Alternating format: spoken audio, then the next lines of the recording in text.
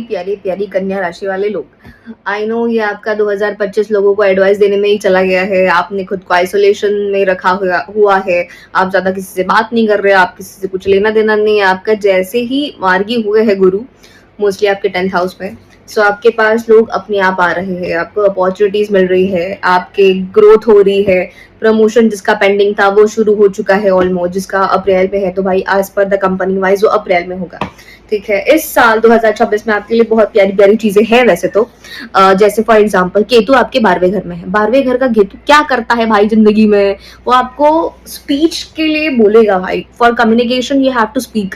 ठीक है, आप थोड़ा सा बहुत ज्यादा ही, जब भी लियो में होता है केतु ना, इंसान ब्लंट होता है थोड़ा। सो मेक श्योर दैट सबसे प्यार से बात करो। ठीक है, ये करना पड़ेगा, ऑप्शन नहीं है तुम्हारे पास। तो सबसे प्यार से बात करनी है आपको। ये आपके स्पिरिचुअल अवेकनिंग जगाएगा। अगर कोई बहुत ज्यादा शांत है तो मेक श्योर दैट वो बोलना शुरू करे। स्पिरिचुअल अवेकनिंग का एक फेज है जिसमें आप चीजें जानोगे, आइसोलेट रहोगे और खुद को सेल्फ एनालिसिस करोगे। तो ये पीरियड उसका रहने वाला है। प्लस फॉरेन ट्रैवल या फॉरेन रिलेटेड कंपनीज में अगर आप अप्लाई करना चाहते हो तो आप बिल्कुल कर सकते हो। आपको गेन्स वहां से जरूर होंगे, आपके नए कॉन्टैक्ट्स वहां पे बनेंगे। 2 जून से मोस्ट प्रोबेबली जब गुरु का ट्रांसिट होगा कैंसर में, तब बनेंगे वो दोस्त। ठीक है, सो फॉरेन कनेक्शंस आपके जून से लेके 31 अक्टूबर तक बन सकते हैं। बहुत प्यारा रहेगा। आप मेडिटेशन थोड़ा सा घुसो, थोड़ा सा मेडिटेट करो, थोड़ा सा श्वासों पे नियंत्रण करो, भैरव विज्ञान तंत्र देखो भाई थोड़ा बहुत प्लीज, जरूरी है आपके लिए। डिटैचमेंट आपको सीखना चाहिए इफ आपने सीखा नहीं है तो। ठीक है, बिकॉज 2025 में बहुत धोखे मिले हैं आपको, बहुत इतना टाइम अच्छा गया नहीं आपका। सो ये साल तो अच्छा रहने वाला है, so don't worry about it. Then एक है कि आपको स्लीप में डिस्टर्बेंस हो सकती है, नींद ना आना, ओवर थिंकिंग करना, मल्टीपल रिस्पॉन्सिबिलिटीज बढ़ जाना, ऐसे ही बैठे बैठे सोचे रहना कि भाई मैं क्या करूं जिंदगी में, कुछ हो नहीं रहा मेरे। सो ये सिचुएशंस केतु बनाता है। ठीक है, सो मेक श्योर दैट कि इस पे थोड़ा सा लगाम लगाओ। लेटर पे लिखना शुरू करो या डायरी लिखना शुरू करो भाई, जिसपे जितनी ओवर थिंकिंग हो रही है बस लिखो लिखो लिखो and just burn that thing. उसको जलाना शुरू करो, आपको बहुत अच्छा फील होगा। ठीक है, देन अभी आते हैं अपन जुपिटर पे। जुपिटर क्या करेगा? जुपिटर आपको प्रमोशन देगा, रिस्पेक्ट वगैरह देगा, सोसाइटी में लोग आपकी बात सुनेंगे, आपके कलीग्स आपके पास आएंगे, एडवाइस लेंगे बहुत सारे, आपके हायर अथॉरिटीज आपसे एडवाइस ले सकती है, क्या करना चाहिए, क्यों करना चाहिए, कैसे आगे बढ़ना चाहिए हमें। ठीक है, सो मल्टीपल रिस्पॉन्सिबिलिटी गुरु देगा आपको। एंड 2 जून टिल 31 अक्टूबर बहुत ज्यादा होगा। अभी आपको 2025 से लेके अभी जो मार्च चल रहा है, 27 तारीख है आज, सो आपको बहुत सारे ओल्ड गेन्स मिलेंगे। ठीक है, लाइक ये चल ही रहा है ये सिचुएशन, बट इससे ज्यादा अभी अपस्केल होगा। ठीक है, अचानक से इनकम बढ़ जाएगी। जो लोग जॉब स्विच करना चाहते हैं वो बिल्कुल कर सकते हैं जॉब स्विच, उनके लिए बहुत अच्छा रहेगा। देन इसमें क्या हो सकता है ना, ईगो क्लैशेस हो सकते हैं। जुपिटर की एक खास बात है कि अननेसेसरी हम ज्ञान देने लगते हैं लोगों को, जब पूछते भी नहीं है लोग, फिर भी हमारा नेचर ऐसा हो जाता है कि हम लोगों को हेल्प करने के लिए बहुत ज्यादा उत्सुक होते हैं। तो वो मत करो, जब आपके पास कोई आए तभी उसे एडवाइस देनी है आपको, ऐसे अननेसेसरी नहीं देनी है। ठीक है, तो इतना थोड़ा सा ध्यान रखो, हर चीज में टांग अड़ानी नहीं है।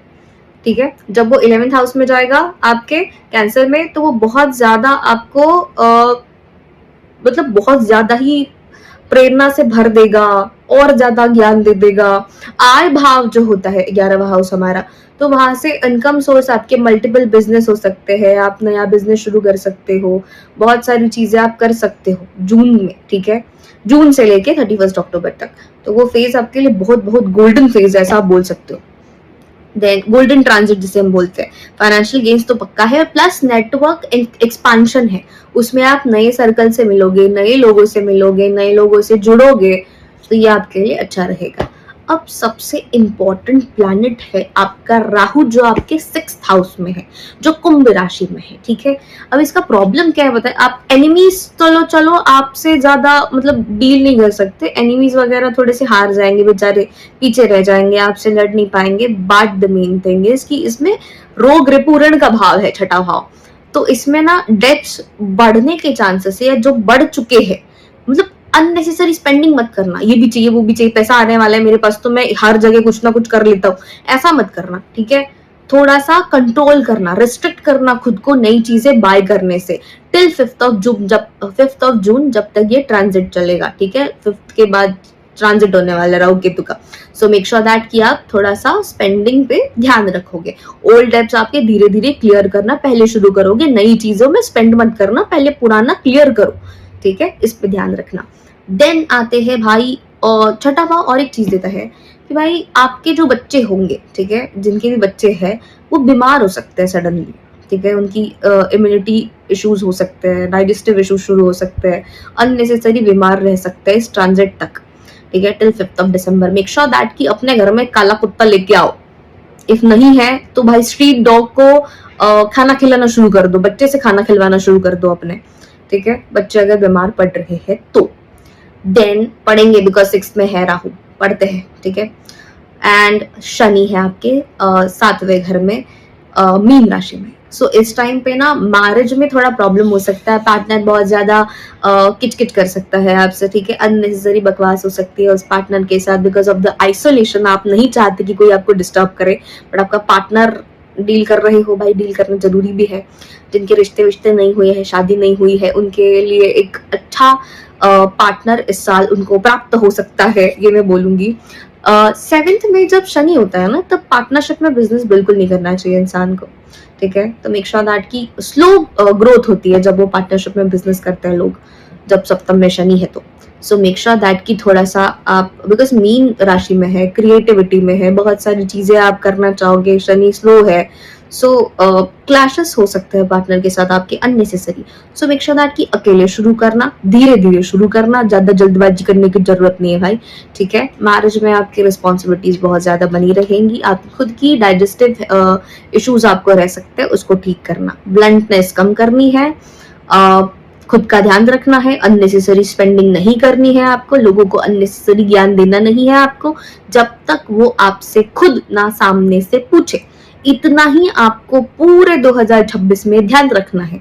मैंने अननेसेसरी बकवास की नहीं है लोगों के जैसे कि ये हो जाएगा, वो हो जाएगा, ऐसा करना है, वैसा करना है, बिकॉज नहीं समझ में आता, ठीक है। तो ये बहुत क्लियर कट प्रेडिक्शंस है, तो इतना ही करना है। और उपाय अगर मैं बोलूं तो मेक श्योर दैट विष्णु सहस्त्र नाम करो, बिकॉज जो 7th हाउस का जो शनि है आपका, वो विष्णु का कारक है, ठीक है, उस भाव में।